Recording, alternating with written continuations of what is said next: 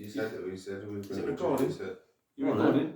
Yeah. Right, fellas, we're all here to hear Jack's presentation on steps 1, 2 and 3. So we're going to afford him the courtesy to listen and give feedback at the end. Over to you, Jack. Go on, Jack. Good morning, well, good afternoon, everybody. I'd just like Afternoon, to. Jack. So this is going to be my little take on steps 1, 2 and 3 of our 12-step program. So if anyone's got any questions at any point, feel free to ask. I'll give you a little opportunity after each step. But yeah, I've tried to keep it kind of simple for people that have maybe not done it before. So first things first, the problem, and this little geezer is pretty sad at the minute. So the first step is we admitted that we were powerless over our addiction and that our lives had become unmanageable. And when I first read that, I thought, what the fuck is that? Sorry for my language, but it's a lot of words that I wasn't very used to. So first of all, when we look at one of the first bits we look at when we do step 1, we look at what we actually suffer with. So it's the disease of addiction. I believe completely that it's a disease, right? And the disease model, it says that there's 3 parts that make up the disease of addiction. There's the physical part, the mental part, and the spiritual part. And I used to get this bit confused with how it actually affects me. That sent me off kilter with that light. So, my disease affects me physically. I might lose weight and all that stuff. But the physical part of the disease of addiction is my compulsion to use drugs, which means I'm acting on this mental bit. So the mental bit's my obsession about drugs. So I wake up in the morning, first thing on my mind is, I'm getting drugs. How am I going to get them? How can I get them there so I can get first things on my mind at all times is, how am I going to get my drugs? Number 1 priority. Say if I'm trying to have a conversation with someone, I'm not fully present, because in the back of my mind, it's always like, if I've got drugs, I'm thinking about how I'm going to get my drugs, when they're going to run out. If I've not got them, how the fuck am I going to get them? That's the main thing that's in my head at all times. And all the compulsion it's a bit of a weird word. I've never really heard it much before it came round, but it basically just means acting on that obsession. So when I think I fucking want drugs, I'm speaking to you thinking, I'm not really listening to you, I need to get me drugs. When I actually go and think, fuck it, and press the fuck it button, pick up, that's the compulsion. Once I put one in me, I cannot stop. Yeah. That's the compulsion, It's like, am I allergic to drugs? It's not the actual drug that is the issue. It's my reaction to them, It doesn't always have to be drugs. It might be sex, it might be food, it might be gambling. Once I hit that fuck it button, if I fucking press the button on the fucking roulette machine or whatever it is, I'll start shagging women. It's not up to me when I stop. I'll just carry on and keep feeding that mental obsession. And the third part of it, I thought it was a bit fucking weird when I first came around. Spiritual, I thought that was all like fucking hippies and floating on clouds and all that gear.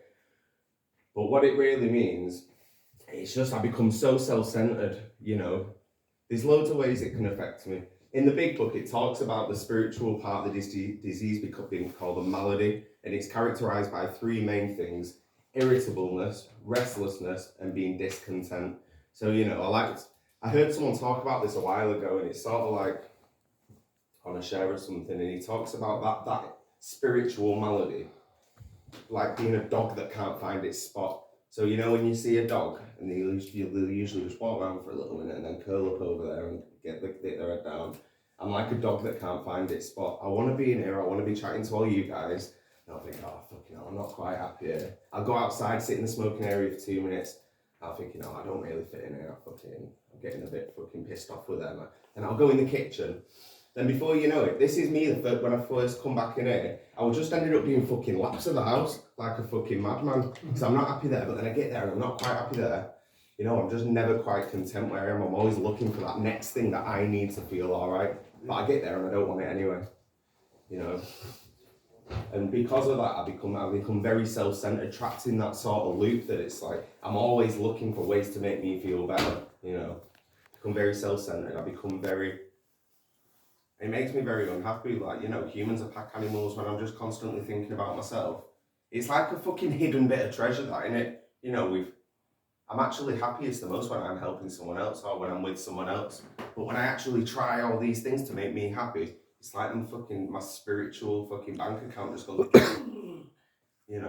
Like, so that's the disease of addiction.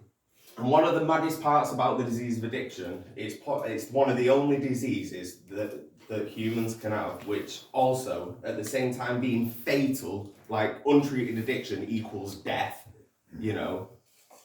Untreated addiction equals death, but at the same time, I've got a brain riddled with this shit that tells me I don't even fucking have it, right? Denial, don't even know I am lying. So there's a few ways denial can present itself: justification, substitution, rationalisation. All it really means is I can chat a load of bullshit to myself in my head to carry on my using. So rationalisation and justification. So for example, if I've had on the fucking sniff one night or whatever, and I've got to be in work at 8, you know, it starts off with me going, oh well, if I have my last line at 1 o'clock in the morning or something, I'll be able to still get a few hours kit, but I'll go in work at 8, I'll be fucking sound.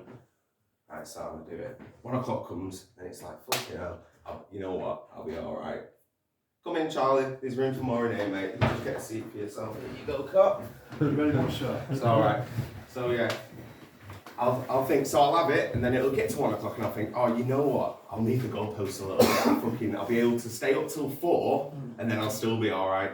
You know, that's how denial sort of first starts, and that's kind of like, I'm missing a few hours on sleep. But you know, as my disease progressed, like in the end, denial was like, if I take that combination and that combination of drugs, I might die, but at least I won't carry on doing the same thing tomorrow. I've gone from justifying less hours sleeping a night to literally justifying my own death. Like, the fact that this disease tells me that I don't have it is what will fucking kill me. So I need to learn about this so I can fucking stay on top of it, you know what I mean? I need to fucking have other people around me, and we'll go into that in the next step. It's important that I have other people around me because I can't see my own shit, and that's caused me to nearly die a lot of times. So, the next section, powerlessness. So when we talk about